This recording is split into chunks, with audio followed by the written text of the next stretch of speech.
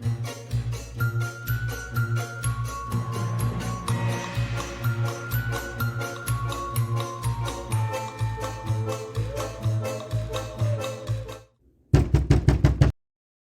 के सुनसान हाईवे पर एक रहस्यमयी ढाबे में पहुंचता है, जहां समय रुक जाता है और बेजान चेहरे इंतजार कर रहे होते हैं। उसे नहीं पता ये सिर्फ एक पड़ाव नहीं, बल्कि उसकी अपनी मौत का अंतहीन चक्र है। क्या वो कभी इस जाल से निकल पाएगा? चलिए शुरू करते हैं। रोहन की आंखों में नींद का गहरा समंदर था और दिमाग पर थकावट का पहाड़। बेंगलुरु से अपने छोटे से गांव लौटते हुए उसे लगातार 14 घंटे हो गए थे और रात का दूसरा पहर शुरू हो चुका था।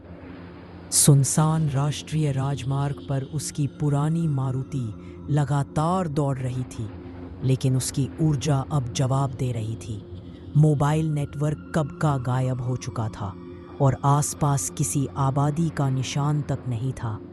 अचानक एक मोड़ पर दूर एक टिमटिमाती रोशनी दिखी। एक ढाबा। रोहन की उम्मीद जगी।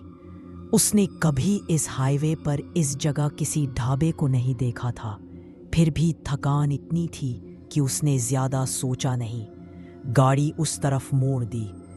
जैसे जैसे वह पास पहुंचता गया, रोशनी और स्पष्ट होती गई। वह एक पुराना जर्जर सा ढाबा था, जिसकी छत से कुछ टीन उखड़े हुए थे और दीवारें काई से ढकी थी। नाम की कोई तख्ती नहीं थी, बस एक अकेला पीला बल्ब जल रहा था, जिसकी रोशनी अजीब थी, लेकिन उसकी भूख और प्यास ने हर शंका को दबा दिया। उसने गाड़ी ढाबे के सामने रोकी, इंजन बंद किया और एक गहरी सांस ली। हवा में मिट्टी और कुछ अजीब सी मीठी गंध मिली हुई थी, जिसने उसके रोंगटे खड़े कर दिए। अंदर से कोई आवाज नहीं आ रही थी, सिर्फ एक अजीब सी खामोशी थी जो रात के सन्नाटे को और गहरा बना रही थी। एक पल को उसके मन में आया कि लौट जाए, पर वापस मुड़ने की हिम्मत नहीं हुई। थकावट ने उसे जकड़ रखा था। उसने दरवाजा खोला और अंदर कदम रखा। ढाबे के अंदर कदम रखते ही रोहन को लगा जैसे वह समय में पीछे चला गया हो। लकड़ी की पुरानी मेजें और बेंचें, जिन पर धूल की एक मोटी परत जमी थी। दीवारों पर लगे पुराने कैलेंडर फटे हुए थे और उन पर सालों की तारीखें लिखी थी, जो अब बीती हुई लग रही थी। एक अजीब सी घुटन भरी ठंडक थी जो हड्डियों तक पहुंच रही थी, जबकि बाहर मौसम इतना ठंडा नहीं था। ढाबे में कोई ग्राहक नहीं था, या कम से कम रोहन को कोई दिखा नहीं। एक लंबी खाली मेज के पास एक अधेड़ उम्र का आदमी बैठा था। उसकी पीठ रोहन की तरफ थी। वह बिल्कुल शांत था, जैसे हवा भी न ले रहा हो। उसकी उपस्थिति ही अजीब थी। कोई है? रोहन ने धीमे से पूछा। उसकी आवाज उस सन्नाटे में गूंज कर लौट आई, जैसे ढाबे की दीवारें उसकी आवाज को सोख रही हों। धीरे धीरे वह आदमी घूमकर रोहन की तरफ हुआ। उसकी आंखें गहरी। रोहन को लगा जैसे वह किसी पुरानी पेंटिंग को देख रहा हो, जिसमें हर रंग फीका पड़ गया हो। क्या चाहिए? आदमी की आवाज सूखी और डरावनी थी, जैसे मिट्टी के घड़े में पानी खड़खड़ा रहा हो। रोहन ने हिचकिचाते हुए कहा। बिना कुछ और कहे वह आदमी उठा और अंदर रसोई की तरफ चला गया। उसके चलने में कोई आवाज नहीं थी, जैसे वह हवा में तैर रहा हो। रोहन ने अपनी घड़ी देखी। रात के 3 से 15 बज रहे थे। इतनी देर रात इस ढाबे का खुला होना उसे और भी अजीब लगा। उसने सोचा कि शायद वह हाईवे के किनारे होने की वजह से 24 घंटे खुला रहता होगा, पर ग्राहक कोई नहीं था। कुछ देर बाद वह आदमी एक थाली और एक कप चाय लेकर वापस आया। थाली में रोटी और एक काली सी सब्जी थी, जिसकी गंध अजीब थी। न मसालेदार न मीठी, बस एक अजीब सी धातु जैसी गंध।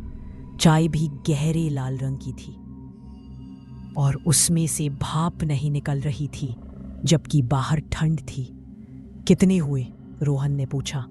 खाओ, आदमी ने वही बेजान अंदाज में कहा और फिर अपनी जगह जाकर बैठ। सब्जी बेस्वाद थी, जैसे उसमें कुछ भी ना हो। चाय का स्वाद भी अजीब था, हल्का खारा और ठंडा। उसे लगा कि शायद इतनी देर रात यही मिलेगा।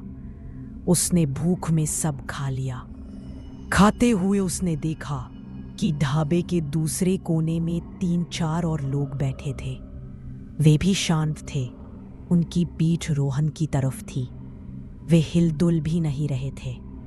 रोहन को लगा कि शायद वे भी मेरी तरह थके हुए यात्री होंगे जो अपनी नींद पूरी कर रहे थे, पर उनकी अचल शांति कुछ अजीब थी।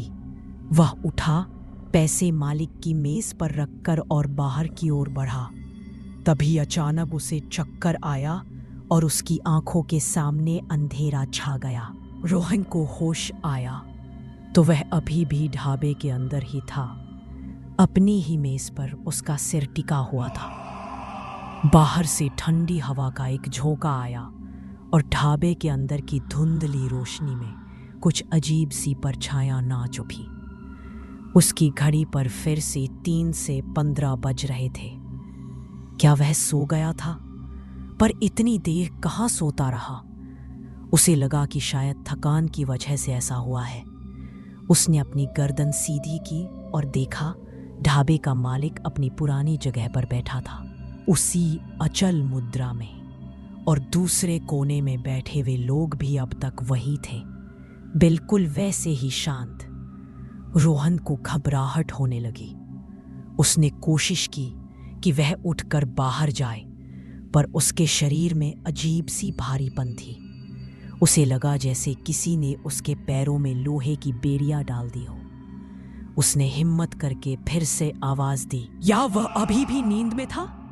उसने हिम्मत जुटाई और अपनी मेज से उठने की कोशिश की। जैसे ही वह उठा, उसने देखा कि ढाबे की दीवारों पर कुछ अजीब सी दरारें थी, जिनसे एक मटमैली रोशनी बाहर आ रही थी और उन दरारों से कुछ फुसफुसाहटें सुनाई दे रही थी, जैसे कोई अनगिनत आवाजें आपस में बातें कर रही हो। पर समझ में कुछ नहीं आ रहा था। वह धीमे धीमे दूसरे कोने में बैठे उन लोगों की तरफ बढ़ा। पास जाकर देखा तो उसके रोंगटे खड़े हो गए। वे लोग नहीं थे, बल्कि उनके शरीर थे। उनकी त्वचा पीली पड़ चुकी थी, आंखें धंसी हुई थीं और चेहरे पर एक अजीब सी शांति थी, जैसे वे कब से यहाँ बैठे हो। उनकी सांसें नहीं चल रही थी और उनके कपड़ों पर धूल की मोटी परत जमी थी जो सालों की लग रही थी। एक महिला के हाथ में एक पुराना सूखा हुआ फूल था और एक पुरुष के हाथों में एक अखबार का टुकड़ा। वे सब मूर्तिवत बैठे थे। रोहन की सांस अटक गई। ये कौन थे? उसने वापस मालिक की तरफ देखा। वह अब भी वैसे ही बैठा था, पर रोहन को लगा कि उसकी बेजान आंखें अब उसकी तरफ घूम गई हैं। एक पल को रोहन को लगा कि मालिक के चेहरे पर एक हल्की सी मुस्कान आई है, जो ठंडक और खौफ से भरी थी। रोहन ने भागने की कोशिश की। वह दरवाजे की तरफ भागा, पर दरवाजा अब भारी लोहे का लग रहा था, जिसे वह हिला भी नहीं पा रहा था। उसने दरवाजे पर जोर से मुक्का मारा, पर कोई आवाज नहीं आई। जैसे वह मुक्का किसी रुई के ढेर पर मारा गया हो, उसे लगा कि वह किसी अदृश्य जाल में फंस गया है। उसने खिड़की से बाहर देखा। बाहर भी वही सुनसान हाईवे था, जिस पर कोई गाड़ी नहीं दिख रही थी। दूर कहीं से एक अजीब सी चीखने की आवाज आई, जो हवा में घुल गई। रोहन को लगा कि यह सब उसके दिमाग का भ्रम है, थकावट और नींद की कमी का नतीजा। पर यह इतना वास्तविक कैसे हो सकता था? फिर उसने देखा ढाबे की दीवारों पर कुछ पुरानी पीकी पड़ चुकी तस्वीरें लगी थीं। उनमें से एक तस्वीर में वही ढाबा मालिक था, पर वह जवान दिख रहा था और उसकी बगल में कुछ लोग खड़े थे जिनके चेहरे धुंधले थे। पर रोहन को लगा कि उनमें से एक चेहरा एक अनजाना डर उसके पूरे अस्तित्व को जकड़ रहा था। डर के मारे रोहन का गला सूख गया था। उसकी नजर उस अखबार के टुकड़े पर पड़ी जो उस मूर्तिवत पुरुष के हाथ में था। उसने कांपते हाथों से उसे उठाया। वह एक पुराना पीला पड़ा हुआ अखबार का पन्ना था जिसकी स्याही फैल चुकी थी। बड़ी मुश्किल से रोहन ने उसकी हेडलाइन पढ़ी। राष्ट्रीय राजमार्ग 44 पर भीषण दुर्घटना, 5 की मौत।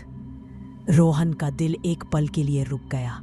उसने ध्यान से खबर पढ़ी। उसमें लिखा था कि सालों पहले इसी राजमार्ग पर रात के 3:15 बजे एक तेज रफ्तार कार ने एक खड़े ट्रक में टक्कर मार दी थी। कार में 5 लोग सवार थे और घटनास्थल पर ही सभी की मौत हो गई। रोहन ने मृतकों के नाम पढ़े। पहले 4 नाम धुंधले थे पर 5वां नाम साफ था, रोहन कुमार। रोहन के हाथ से अखबार का टुकड़ा गिर गया। उसके दिमाग में एक बिजली सी कौंधी। उसकी अपनी पहचान, उसका अपना नाम। यह कैसे हो सकता है? वह तो जिंदा था, गाड़ी चलाकर यहाँ पहुंचा था। पर अगर यह सब सच था तो क्या? उसने कांपते हुए दूसरे मूर्तिगत बैठे लोगों के चेहरों को गौर से देखा। वे सब वही थे जो उस दुर्घटना में मारे गए थे। यह ढाबा कोई साधारण ढाबा नहीं था। यह एक भयानक सीमा थी उन आत्माओं के लिए जो इस राजमार्ग पर दुर्घटनाओं में फंसी थीं। और वह ढाबे का मालिक। उसकी नजर फिर मालिक पर पड़ी। मालिक की आंखों में अब कोई चमक नहीं थी, बल्कि एक गहरी अंधेरी खाई थी। उसका चेहरा धुंधला होने लगा, जैसे कोई परछाई हवा में खुल रही हो।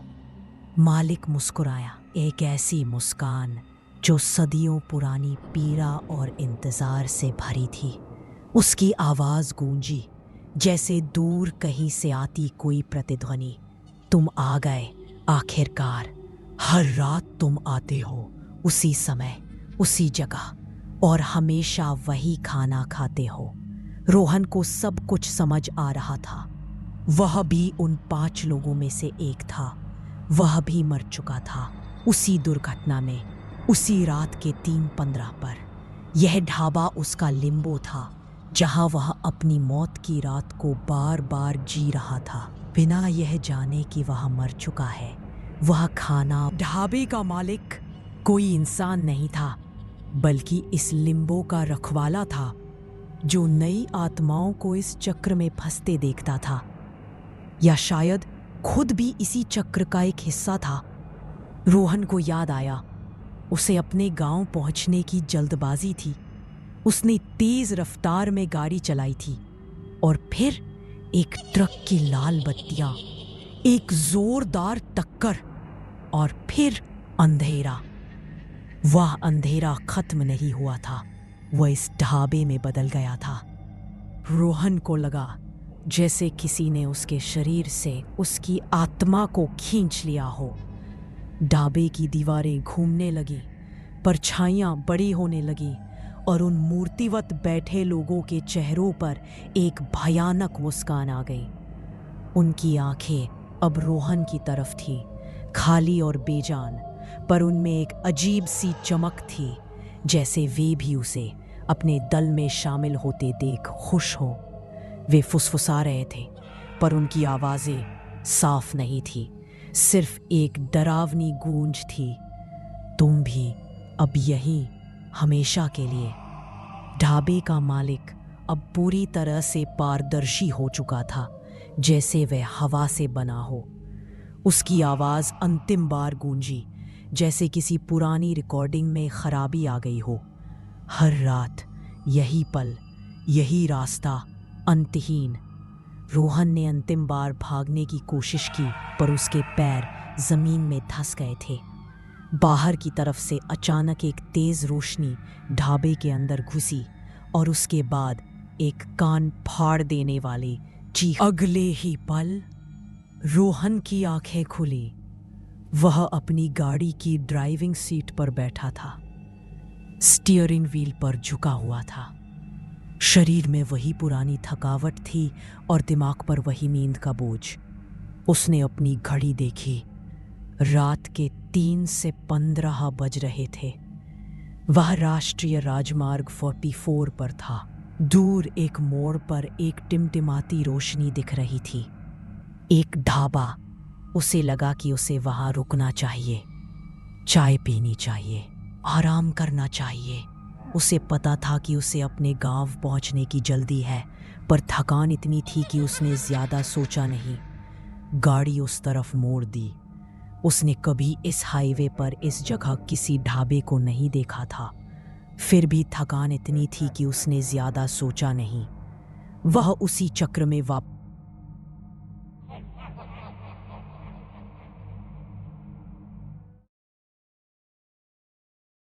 मेरी कहानी सुनी इसके लिए बहुत धन्यवाद। अगर आपको अच्छी लगी हो या कुछ अलग महसूस हुआ हो तो कृपया लाइक करें, कमेंट करें, चाहे अच्छा लगे या बुरा, आपकी राय बहुत मायने रखती है, और शेयर ज़रूर करें।